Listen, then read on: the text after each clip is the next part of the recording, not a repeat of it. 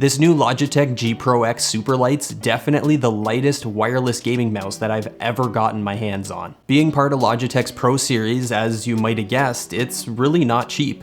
It's $150 US, and that's just for the mouse. It doesn't come with a charging dock or anything special. As far as what you get inside the box, we've got the mouse with some plastic film covering nice big PTFE pads on the bottom. There's a removable puck that opens up to a compartment where you can store the USB dongle if you want. This is the charging cable that it comes with, and I didn't realize we were still living in 1999. It's just a basic rubber cable with a custom micro USB connector. I can't believe there's no USB-C or low drag cable on a $150 top tier gaming mouse in 2021. I get why they use this. The idea is that these prongs fit into the front of the mouse and make a nice strong connection that's not gonna wiggle or come loose on you when you're playing with the mouse plugged in. But I think it's pretty unnecessary because USB-C is like the gold standard these days of connections. It's on all sorts of different gaming mice, a ton of which I have a lot of experience with, and I can tell you I've never once had a cable come loose or pull out of the mouse on me when I'm gaming with it plugged in with a USB-C connector. It just doesn't happen. So I think this is a problem that didn't really need solving by Logitech, even though they did it anyways. I would have much preferred a more standard USB-C connection that works with any cable, and also a much more flexible, higher quality cable would have been nice as well. It comes with a replacement puck that you can use in place of the stock plain plastic one, and it's completely covered in PTFE, so you can use this to increase your low friction surface area. There's a set of pre-cut grip tape. It's nice and soft and rubbery feeling, and it's just peel and stick, so it's really easy to install. We get a little Logitech G-Swag in here, and that's pretty normal with all of Logitech's mice these days. This is warranty and safety information along with a small quick start guide, and this is the USB wireless receiver dongle that goes into your computer or device. It's similar in size to other flagship wireless gaming mice like the Roccat Kone Pro Air and also the Razer Viper Ultimate, but they got the weight down well below both of those mice, and it's really noticeable. According to my scale, it weighs around 62 grams, which is absurdly light. But the crazy thing is that they got the weight down that low without going to a perforated or honeycomb shell. This thing's solid all the way around, and the build quality feels really good. It's strong and sturdy and feels really well made. It's actually super impressive considering how little material must be in this build. It's like a marvel of structural mouse engineering. The design, in terms of how it looks, it's just basic and plain, really. Curves are all smooth and gradual, there's no grooves for your thumb or your fingers, and there's no RGB lighting. Logitech designed it around pure performance, and the only thing adding RGB would have done is drain the battery quicker. So they decided to leave it out, and I think that's perfectly fine because this thing is targeting like the highest level esports gameplay where RGB is just not necessary. There's two buttons on the left side, but nothing on the right, so that's not going to be good news for left-handed gamers.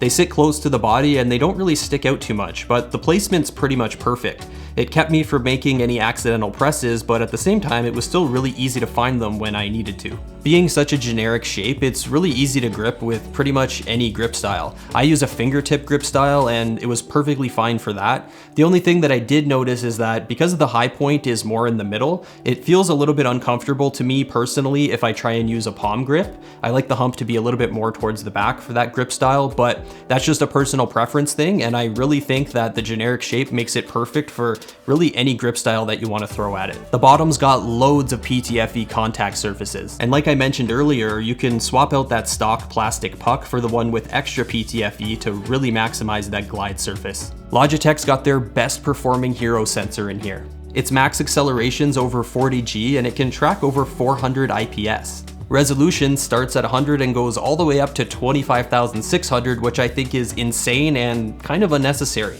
I use 700, so this thing basically has 25,000 more than I would ever need. But the important thing is it's adjustable in 50 DPI increments from the bottom all the way up to the top, so that really helps when you're fine-tuning the sensitivity for your playstyle.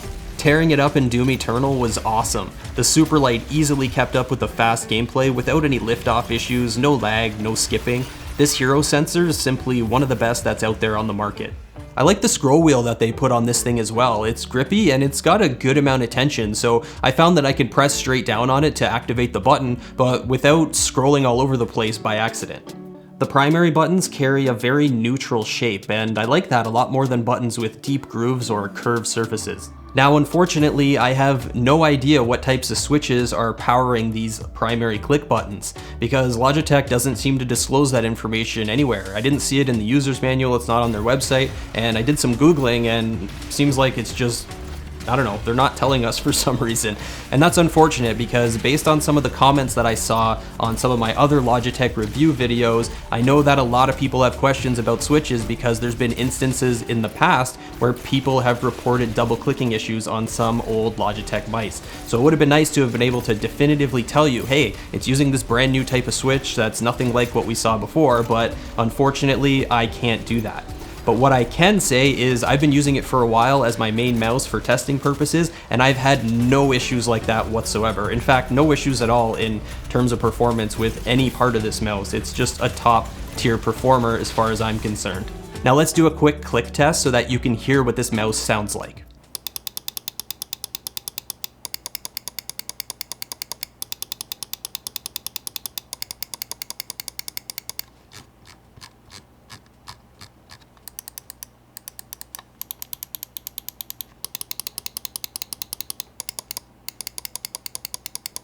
Battery life's rated at 70 hours, and I think a lot of people are gonna be able to achieve that because there's really no variables that can affect the battery life at all, like RGB lighting or different types of wireless connections like Bluetooth versus 2.4G wireless or something like that. Just make sure you remember to keep it charged so that you don't get stuck using it with that mediocre rubber cable that it comes with. It does support wireless charging with Logitech Powerplay, so that is one way to get around having to use that cable altogether, but it's really not a cheap accessory and it's only available in one size. The wireless connection uses Logitech's Lightspeed technology, and it's excellent. Lightspeed was the first wireless system that convinced me to switch over from wired mice. It's just as good as any hardwired connection that I've ever used, and it's really easy. You just plug in the USB receiver and forget about it. It's fast, it's reliable, and it never let me down.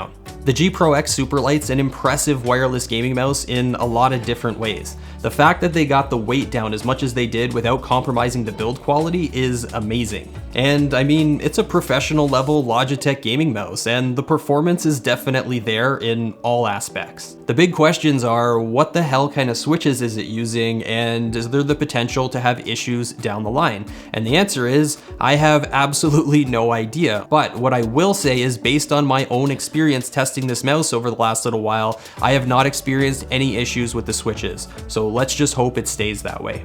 The downsides are that not so flexible rubber cable and ridiculous micro USB connection in 2021. And also the fact that it's a pretty minimalist and plain looking design for a $150 mouse. And that might bother some people that really care about what their gaming peripherals look like.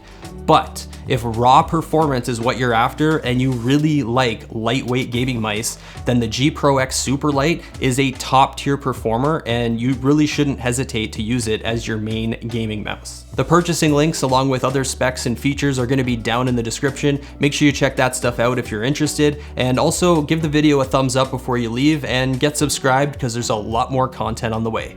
And we'll see ya.